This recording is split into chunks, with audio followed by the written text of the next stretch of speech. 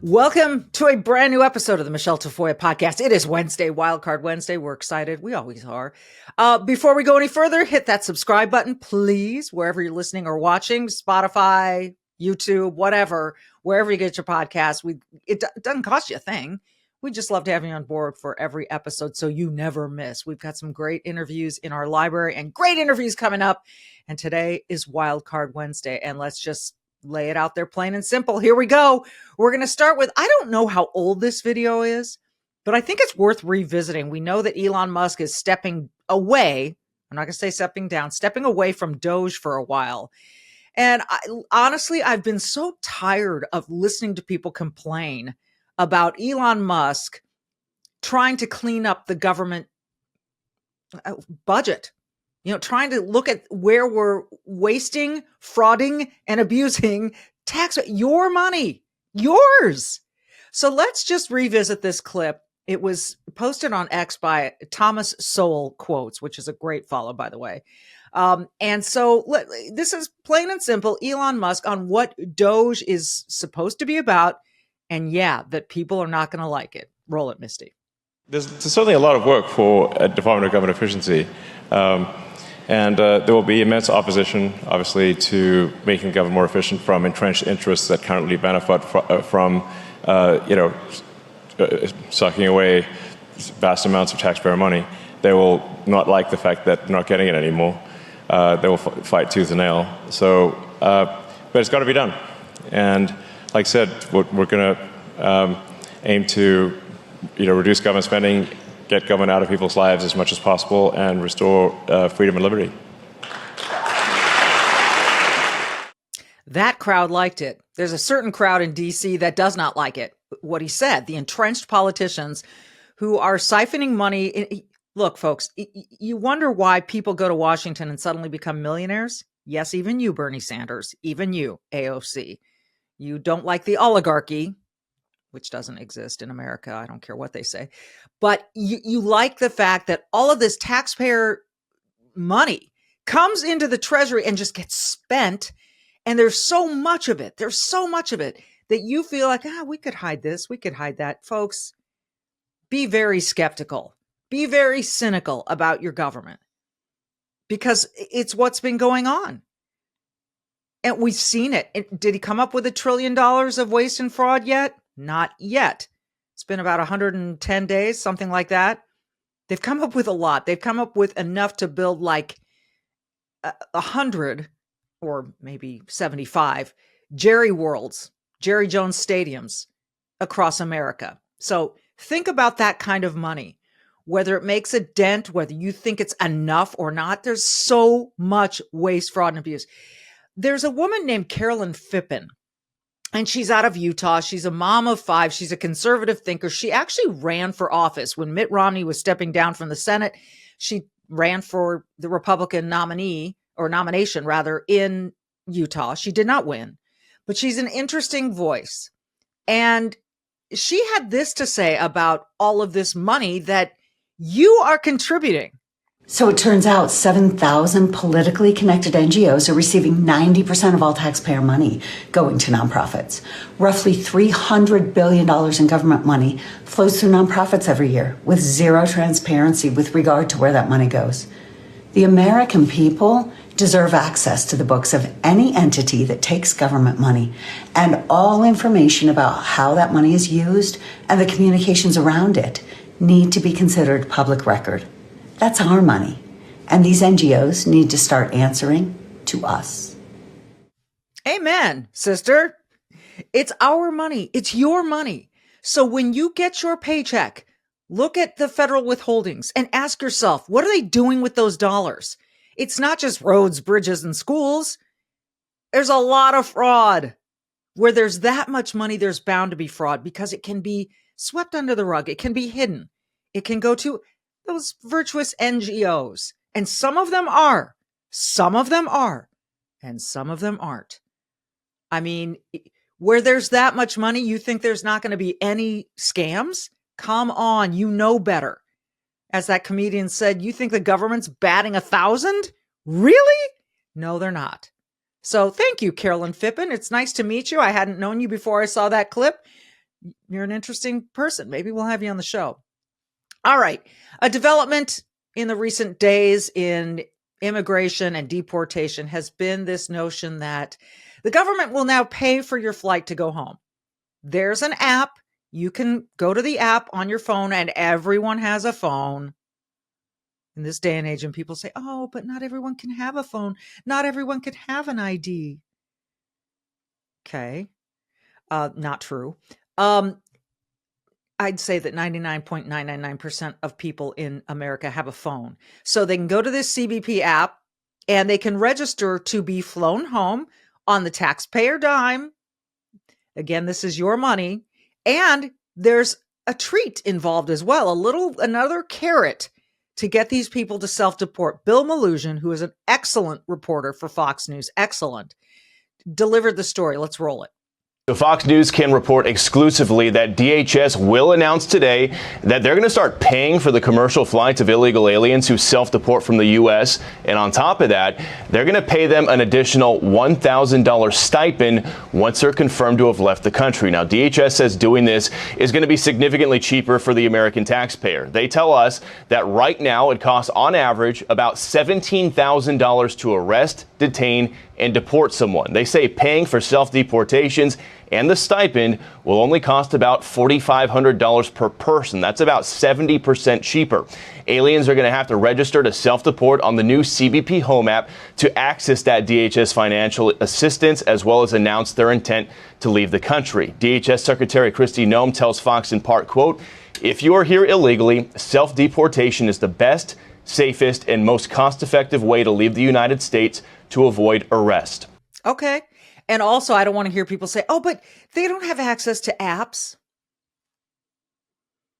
The CBP app originally was created by the Biden administration to get people to come on over. So, yeah, they can reconfigure it so that people can use it to go on home. Now, will this work? I don't know. But for those of you saying, oh my gosh, it's going to be so expensive to deport all these people. Do you know what it's costing us to keep them here? Did you see that price difference? If we were to believe those numbers are even a little bit close, that's a massive savings. In addition to which, this is a problem that needs solving. This is a problem that needs solving. So get creative, think outside the box like we've been begging government to do for decades now. Think outside the box. Figure out how to resolve this. This doesn't make you an unempathetic. This doesn't mean you don't have empathy. I have a lot of empathy. My dad's family came here legally, and I have empathy for people who have tough living conditions.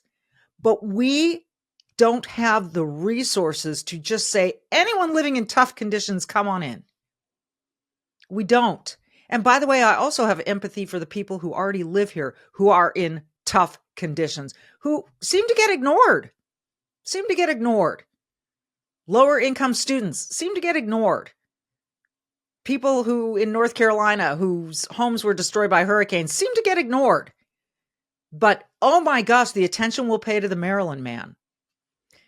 That phrase, the Maryland man, is now iconic. It's going to live forever.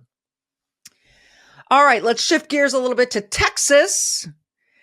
This isn't just about Texas, so don't tune out here, okay? This is about a woman acknowledging who she is.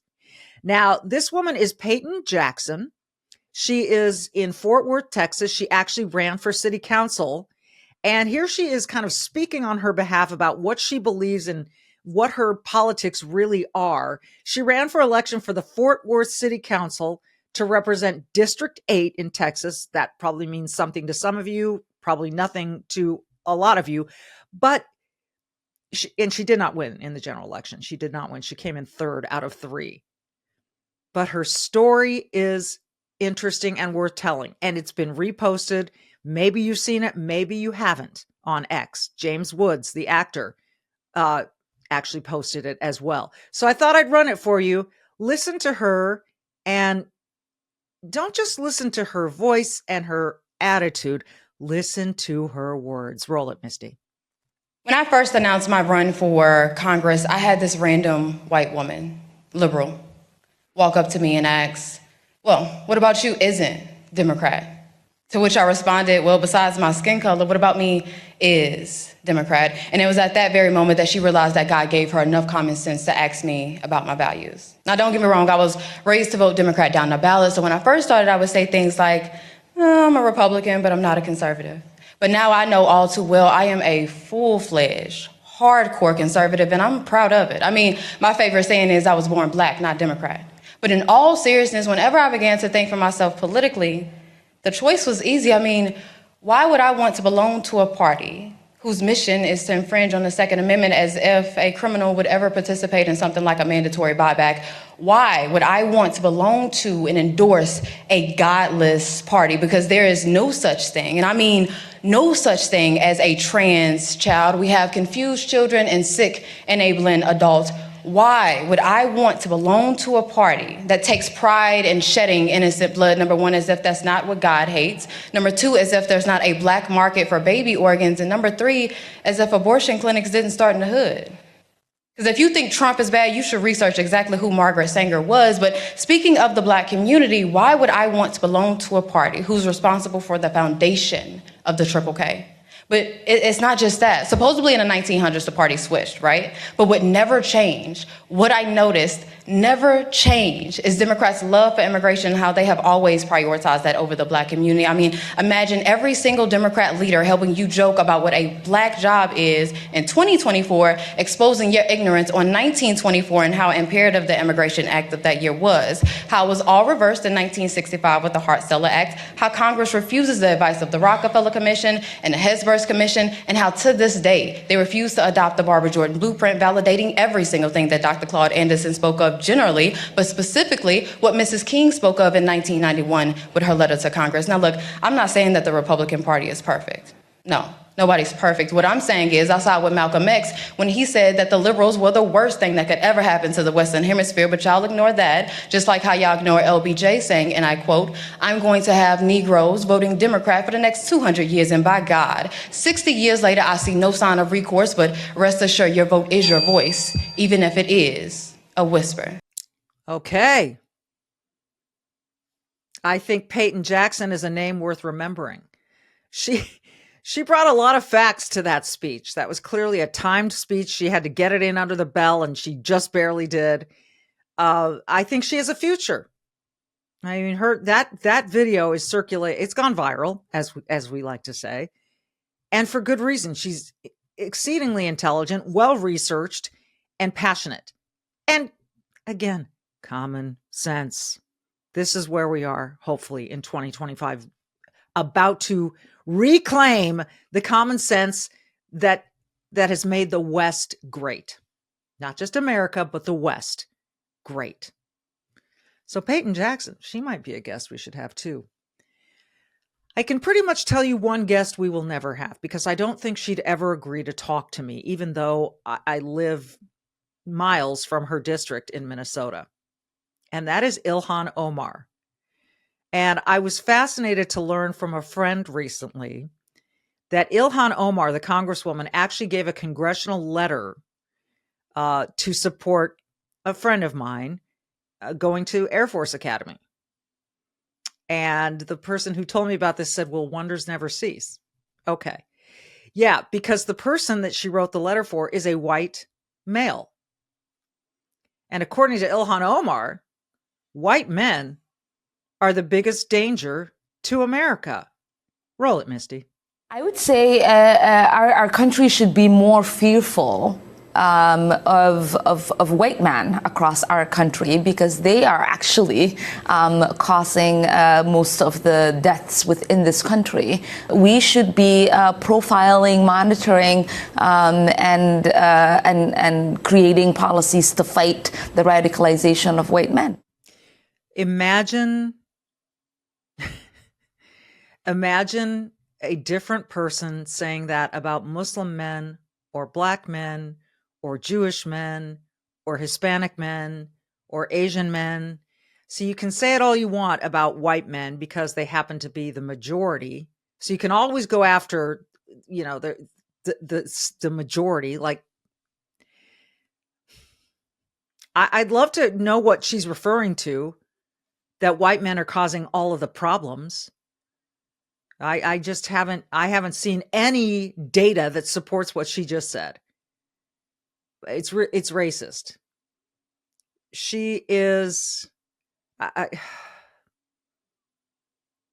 she does not represent Minnesota well, and I don't know how she continues to get, actually I do know how she continues to get elected, but that's a whole nother story of ballot harvesting and so on and so forth. Speaking of continuing to get elected, we heard after the fires in Southern California that demolished the Pacific Palisades and the Altadena area, Karen Bass, the mayor of LA, she is in trouble. She was in Africa at the time these fires broke out. She knew there were fire warnings. She went anyway, and her response to the fires has been abysmal, and she's going to get recalled and she's going to get the boot. She's still there. She's still there. And now she's being called out because she calls the ashes, basically, the demolished, the burned down homes in the Palisades, she calls them a nuisance. And if you're the owner of that land, you might be held responsible for that nuisance. But she conveniently overlooks a lot of nuisances in Southern California. I bring this up, and everyone should be concerned because California is so poorly run. It's a giant state with a giant economy. It's so poorly run by Gavin Newsom and by mayors like Karen Bass. So this guy did us all a favor and gave us a behind the scenes look at LA with this video clip. Roll it. So I'm out here in downtown Los Angeles, and I wanted to make just a quick video to show everybody the hypocrisy of Karen Bass, who's getting ready to declare properties in Pacific Palisades a nuisance because of the fire debris. This is literally right outside the police department in Los Angeles. What you see there on the wall is human excrement. That's actually a human turd. And spray all over the walls of the police department. Piles of trash like this, stacked up on every street corner. Check out this lot right here. Does this seem like a nuisance?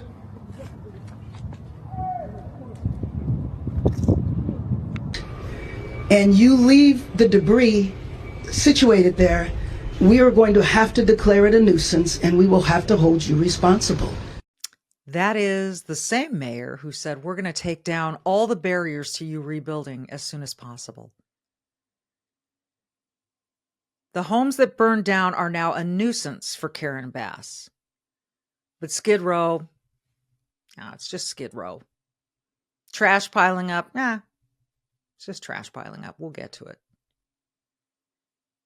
This has nothing to do with her as a human. It has to do with her as a leader.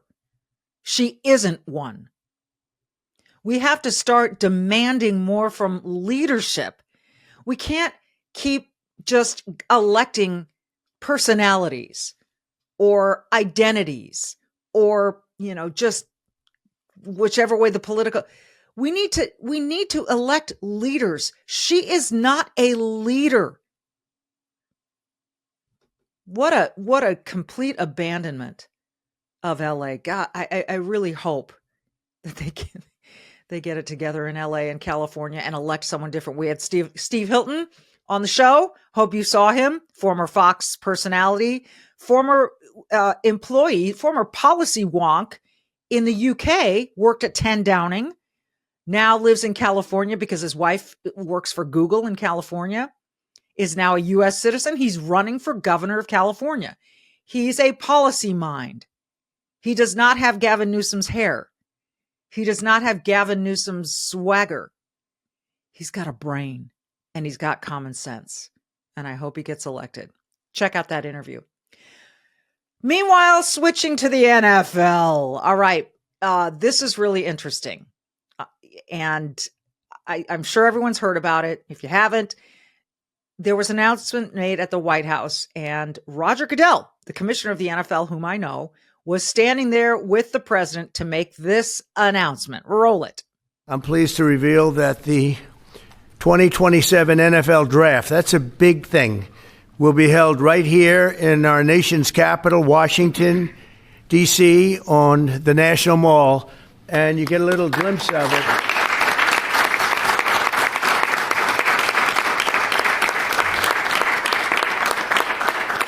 I was just saying to Roger, I don't think there's ever been anything like that. That's a good idea. In fact, maybe we could use it for other things also. I have an idea. It's going to be beautiful. It's going to be something that nobody else will ever be able to duplicate that, I don't suspect. It's very exciting. It is very exciting, and it's fascinating for a number of reasons, okay? Go back to 2016. We were at the peak of the kneeling for the anthem era with Colin Kaepernick leading the way. You remember all that, right? And in 2016, the year that Trump got elected, in that very just contentious election year, when so many people were turning away from the NFL because of the kneeling, some of them, and tuning into the presidential election, Trump became very unpopular with a lot of NFL players. I know this. I was covering the NFL for Sunday Night Football at that time. It wasn't that long ago, folks. You remember, not only were players kneeling, sometimes teams wouldn't come out of the locker room for the anthem. It was highly contentious. It has led to the NFL playing Lift Every Voice and Sing, or what they call the Black National Anthem, also before games. I disagree with that because I think there is one national anthem. It's a beautiful song, but I don't think you should have a separate national anthem for a group of people. Because the next thing you know, we're going to need a trans national anthem, a female national anthem. I mean, we are a nation with one national anthem. So I've disagreed with the NFL for that on many occasions. I digress. That period of time, Trump was calling these NFL players all kinds of names that I'm not going to repeat here for kneeling during the anthem. It was very unpopular with NFL fans. Here we are 8 years later, and there's Roger Goodell, Muriel Bowser, the Democrat mayor of D.C., and the president standing in the Oval Office announcing that the NFL draft is coming to D.C. In fact, quick sideline untold story. I covered a game in Washington, D.C. Kirk Cousins was still the quarterback of the team at the time. So that shows you how long ago this was. But it was 2016. And Washington won. And I asked Kirk Cousins in the post game, what would you say to the president? What would you say to the NFL and people who are so divided right now over this anthem thing? And he said, can't we all come together? Well, they're all going to come together on the National Mall, which holds about 1.4 million people, for the NFL draft in 2 years. I think it's in Pittsburgh next year. It was just in Green Bay. And that's going to be a lot of people. It's going to be a massive security operation, boy. But it seems to me to be coming full circle. Now, look, the first time I ever met Donald Trump was at a Jets game in New York. He's a legitimate sports fan, and he is connecting with people who are sports fans. He has done that always. College football games, NASCAR, you name it. This is taking it to a new level, and good and well, he will be there, and maybe he'll even announce the number 1 overall pick. I don't know. But this is kind of a full circle moment for the NFL and Washington and Trump, maybe healing some old wounds. Really interesting. And now we leave you with a feel-good story, because last week on Wildcard Wednesday, we told you about something that happened to a Kobe Bryant mural in LA. So let's roll this tape and let you look at the mural. A mural depicting the late Lakers legend Kobe Bryant and his daughter Gigi in downtown LA has been vandalized. The mural is located on Main Street near West 14th Street. The artist, Slow Motion, says the mural was made shortly after Kobe and his daughter, along with 7 others, were killed in that tragic helicopter crash in January 2020. It's unclear when the mural was vandalized or who is responsible. Okay, but someone is taking responsibility for cleaning it up. That someone is a member of the Los Angeles Lakers. LeBron James? No. Luka Doncic. He is going to fully fund the repair for the Kobe and Gigi Bryant mural after the quote-unquote disrespectful, just the vandalism of it. It's horrible. So I guess there was a GoFundMe that was posted, and Luka Doncic just went on and said, I'll take it all. I'm going to fund the cleanup. What we can hope is that this doesn't happen again, that this mural doesn't get defaced again. Kobe was a complicated person. Again, covered him from the time he was a rookie. Covered him through the rape trial. Saw his family in the hallways in LA at games. Knew Kobe. Complicated guy, complicated legacy. But the tragedy of his death, and that his daughter was with him, and that he's left behind his wife and other daughters.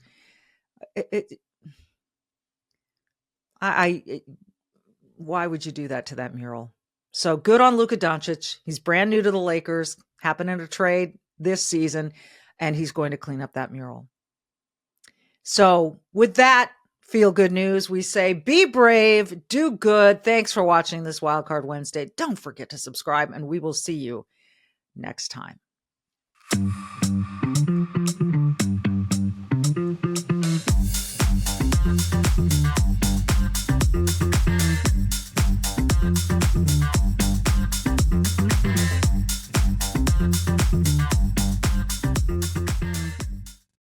Hey, you can keep up with the Trump administration when you subscribe to the Trump Report. It's an email that brings you daily highlights from the Oval Office right to your inbox 5 days a week. Subscribe today at SalemPodcastNetwork.com/Trump.